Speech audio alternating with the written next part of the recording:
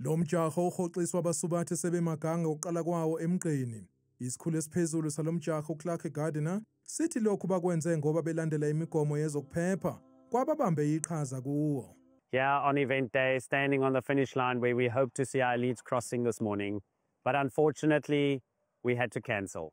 Our participants come first, safety comes first, and so we will rather see you in May 2026.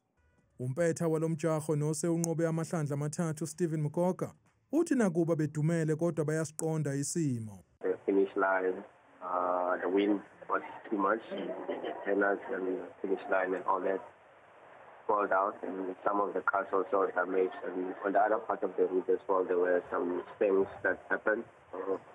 It wasn't an easy decision, but for our own safety. Abanye abasubathi bathi basebenzise izimali eziningi ukulungiselela lo mjaho, kodwa abanye bagcine sebezigijimela nje ngokungekho emthethweni. I was looking forward to this race with all my being. So, yeah, it's very disappointing what happened. Yeah, there was nothing we could do. We first thought it was a scam or that they were hacked. Because like 5 o'clock this morning, woke up and you see, cancelled. I managed to run 21 along the route, so yeah, now back to the drawing board, train again and look for another marathon. Lo mjaho usuzobuyela esikhathini sawo sakudala sangoNhlaba wonyaka ozayo.